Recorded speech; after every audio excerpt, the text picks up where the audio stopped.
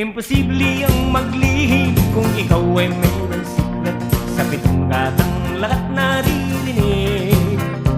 Kung ibig mong mabuhay ng tahimik na tahimik, magpatay-patayang ka bawat saglit.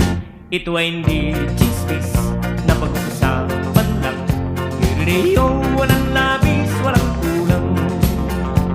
Itong aking inaawit, ang tama ay